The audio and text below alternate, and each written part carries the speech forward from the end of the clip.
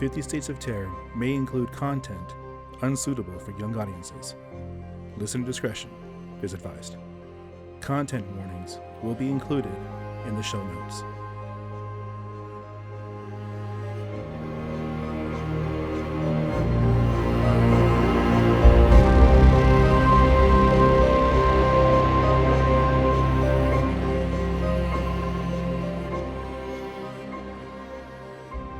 This is Ohio, the Loveland Frogman.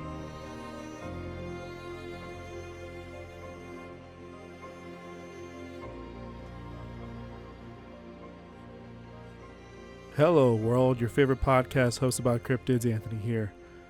Man, I don't know if I slept wrong or if I'm just old, but man, does my upper back and pretty much my right side just hurt. It does suck that I'm realizing that sleeping in awkward angles or even slightly different could cause a couple of days worth of just annoying pain. But anyway, we are back exploring the U.S. states with Ohio.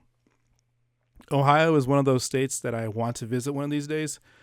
I never have been, but before, doing this episode, and I was, looking at the pictures and knowing that some of my favorite content creators are from there, it just might be a cool spot, and the amount of sports and sporting events that Ohio brings to the table alone is enough for me just to be like, yeah, I'll definitely go up there. Just not Ohio State University. No, go Irish, baby. Notre Dame. A little college sports controversy for you. So let's get into it. Let's get into the state, Ohio. So admitted to the Union on March 1st, 1803, and with its capital Columbus, and with its total state population at the time of this recording of 11,780,017 Ohioans, or is it Ohioites? I don't know. Ohio brings something that we have yet to see on this podcast. Ohio currently claims the number one spot as the most affordable state in the United States. Oh, and there's a side note here. Ohio claims to be Midwest, but geographically speaking, I still don't understand how a state that sits just west of Pennsylvania is considered Midwest, but I digress. Going back to Ohio, being the most affordable state to reside in, I don't know if that is true or not, or what kind of metric the site used to determine that statement, what they're using. But for someone like me who has never been to Ohio, I would love to check it out. I wouldn't mind going to Toledo. I was going through stuff to research the state on, and I saw something called the Mud Hen. So catching a Mud Hen game or go experience a Bengals game, that would just be so fucking cool. So the pictures I've seen, they're pretty, and the houses I've searched on Zillow make me jealous because I always wanted a basement, and lots of these houses that I've looked at have them. So much like the other states I have covered on this podcast, the first inhabitants in modern day Ohio were the American indigenous peoples, Erie, Kickapoo, the Shawnee, just to name a few. Because as we continue through the evolution of how America came to be, the area became inhabited by the northern occupied French and west moving fur traders. Eventually, the area became a stopping point for migrating East Coasters after the American Revolutionary War. Now, after the Civil War and during World War I, Ohio became a pivotal and integral part of the American industrial power. What is fascinating about Ohio is its archaeological and cultural history. Paleo Indians who inhabited the area, the Iroquoian aggressively expanding their influence, European clash, the types of giant creatures such as the Jefferson's ground sloth, which is called the megalonyx. So what that is a giant sloth. A giant sloth in Ohio. Awesome. Its history wasn't absent of war either. From the Beaver Wars, yes, it was called that, to the American Civil War, Ohio is an incredible state to research. But, we're not here just to talk about the state of Ohio. We're talking about one specific cryptid, the Loveland frog. Located in Loveland, Ohio, this is one of those special cryptids that belongs in the same conversation as Mothman, the Jersey Devil, and so many others. The Loveland frog comes from 3 sightings from 1955, 1972, and as recent as 2016. This cryptid is described as a large bipedal frog around 1 meter tall, which is a little over 3 feet tall for us non-metric users. I still have no idea why the U.S. just doesn't use the metric system. We just want to be different, I guess. Oh, wait. Maybe. Well, I know. It's because it would just cost too much and convert, to the metric system, and the American people just want to be different. So, anywho, back to the Loveland Frogman. Some people describe the creature as having a functional hand, having the ability to use items in such a way for them to emit sparks like a magical wand. Some people describe the creature as having a functional hand, having the ability to use items in such a way, and one of them was described as having a wand or a stick of some sort, and holding it above his head. This became the sighting of 1955, which we will get into very shortly. And it's described the wand as emitting sparks, so like having some type of magical properties. Now, this isn't the first cryptid to be believed to have some sort of magical properties. Sasquatch, aka Bigfoot, is to believe that they could dimension jump. Going from the theory within parallel universes, the multiple dimensions could exist at one single point of our time. It is said that Sasquatch has the ability to jump within these realms freely. I personally love this theory about Sasquatch because it itches the fantastical side of my brain about multiple dimensions and different realms and being able to jump freely between them. It's just cool to me. So let's start with 1955. In the early morning, around 3:30 a.m., a man named Robert Honeycutt claimed to have seen a group of these creatures alongside a road. It is reported that Robert pulled his car over and observed them for no more than about 5 minutes. Now, in my research about Robert Honeycutt and the story, one source had him a short order cook, another had him a fancy businessman. I simply didn't have time to deep dive into Robert Honeycutt the person, but there is a link between his experience and a documented investigation done by UFOologist Leonard Stringfield. So there is validity in this aspect of this sighting or experience. Now, Robert goes on to describe 3 to 4 feet tall frog creatures, one of them of which is waving a wand that emitted sparks on one end. And that's what we're talking about earlier, the sighting that describes some type of maybe possibly magic coming out of a wand. The next sighting came on March 3rd, 1972. A police officer at 1 a.m. was driving slowly along Riverside Road heading into Loveland and slammed on his brakes when he saw what he thought was a large dog dart in front of a squad car. The creature arose on 2 legs, stared at the cop, then hauled ass over the guardrail and down a hill leading into the Ohio River. This sighting described the creature as 3 to 4 feet tall, approximately 1 meter tall, weighing around 75 pounds. He described it as leathery texture, resembling a frog or a lizard. Now, 2 weeks later, another police officer by the name of Mark Matthews had his own run-in with the creature as he was driving into Loveland. He noticed a possibly deceased large animal on the road.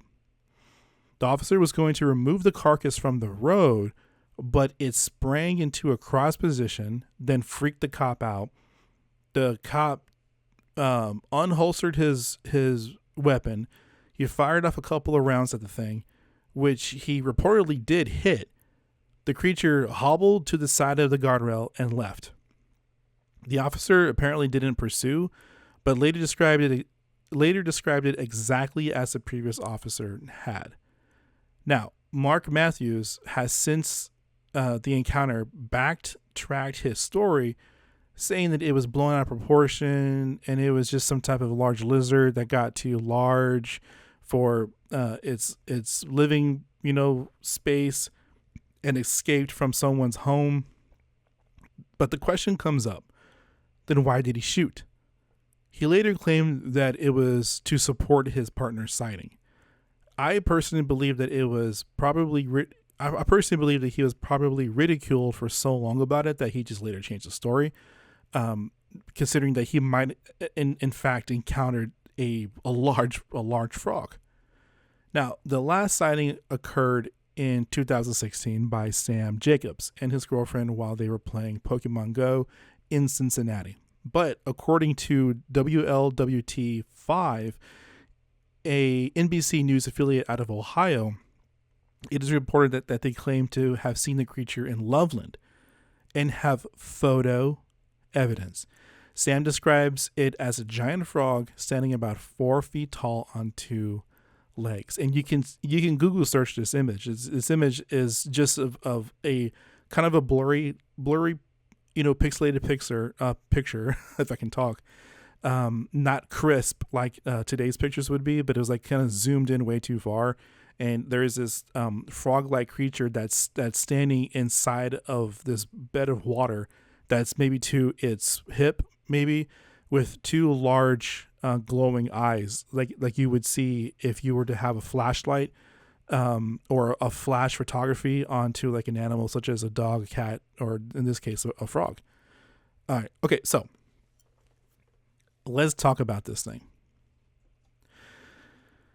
Let's do the rating.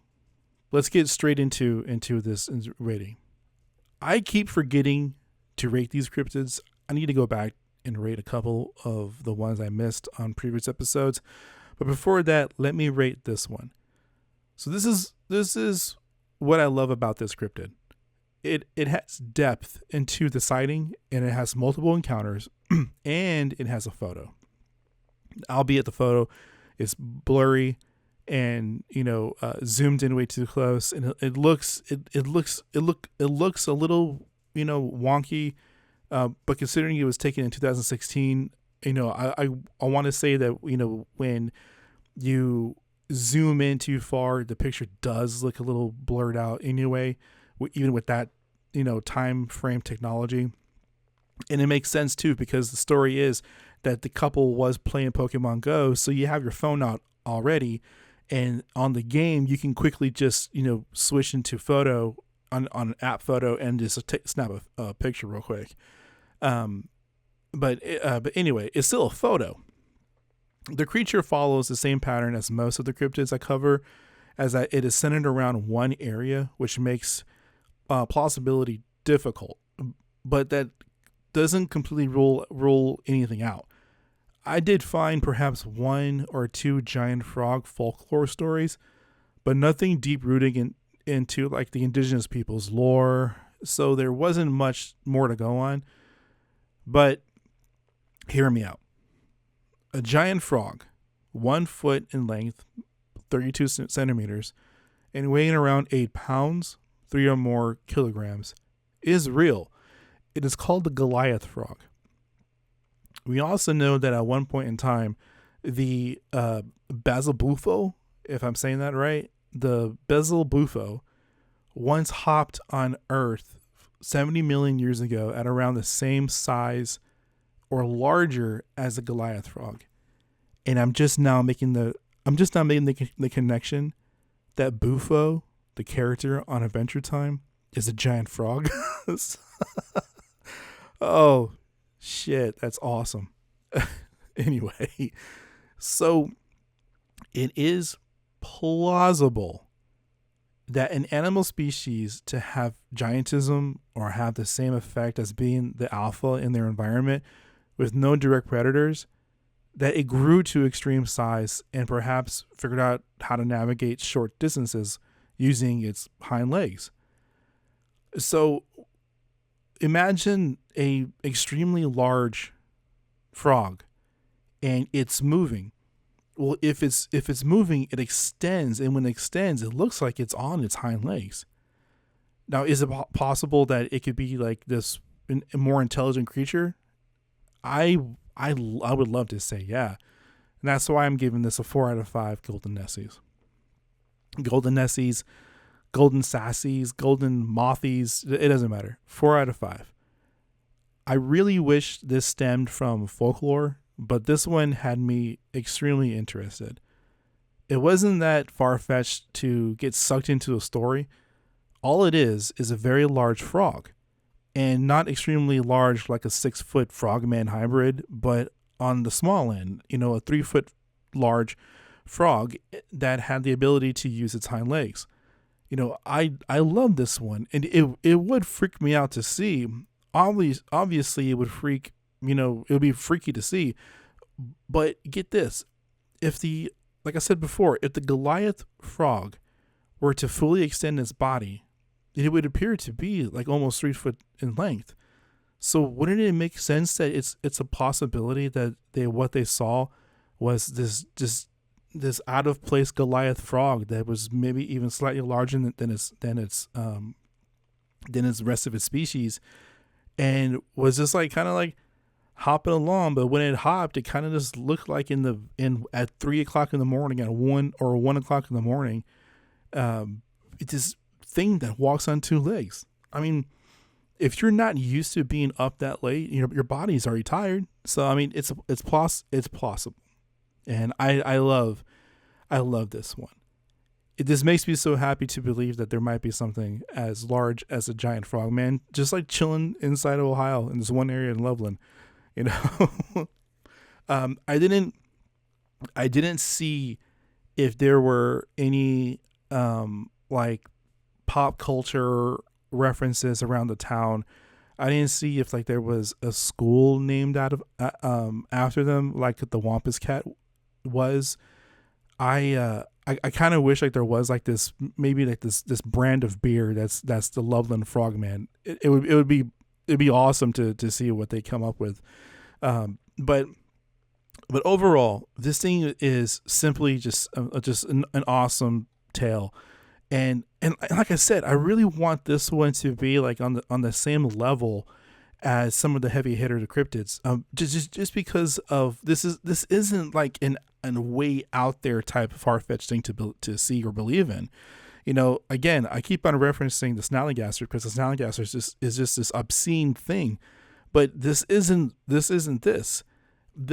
It's only 3 foot tall, no more than 4 feet tall. So I pictured this thing as like just a random large type of species. It's just larger than normal Goliath frog that's just roaming around Loveland. That it doesn't take away from the fantastical being of what it could be. And I've seen pictures, an artist rendition of it. The first one from 1955 was this bipedal large, no more than 4 foot tall, but like having the wand above its head and shooting sparks out of its device, this magical wand. I don't know where that fits in this whole thing, but it really does make me just like, yeah, I'm a believer, man, because that's cool. that's just so cool. And not to say I don't believe in snallygasters, because is it far-fetched? Incredibly far-fetched to believe that snallygaster is out there.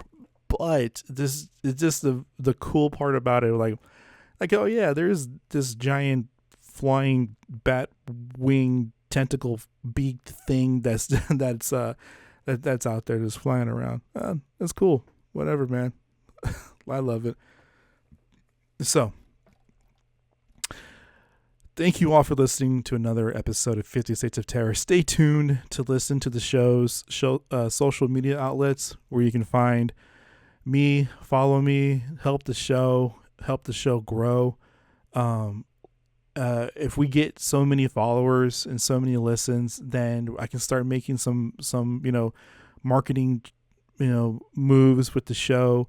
I don't want to start doing ads because I'm not there yet. I'm not that large of an audience base to have ads. I think you need 100,000.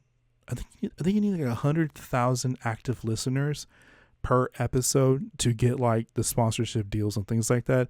I'm not on that level. I'm way below that level.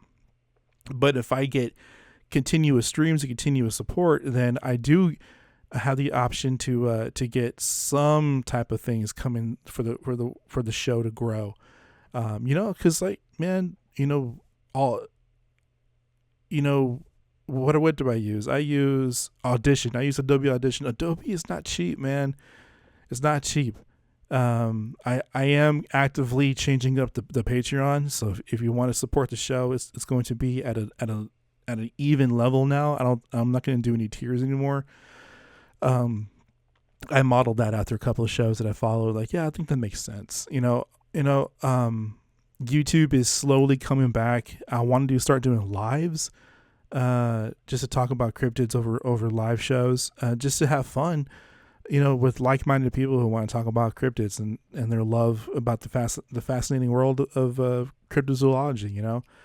But listen to the outlets, follow what you want to follow. I truly do appreciate it.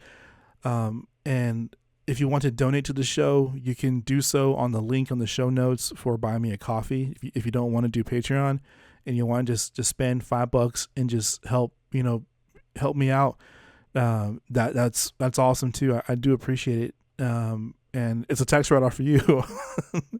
But yeah, I do truly appreciate all you all for listening all across the world, because I'm now seeing that I have listeners in New Zealand and Australia and Asia, Europe, South America.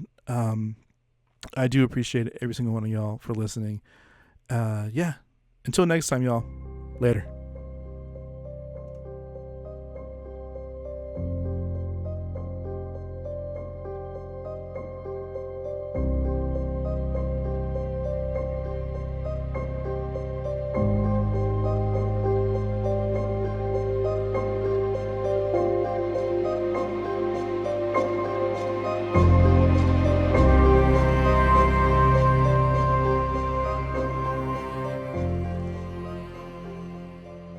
This has been an episode of 50 States of Terror, brought to you by your host, Anthony Diaz.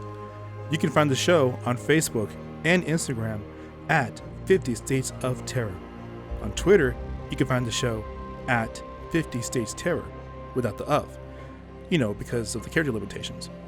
You can also find the show on TikTok, 50 SOT Podcast. Email at the50sot@gmail.com. That's the 50SOT@gmail.com. And of course, if you want to support the show, please, you may at patreon.com/50 States of Terror.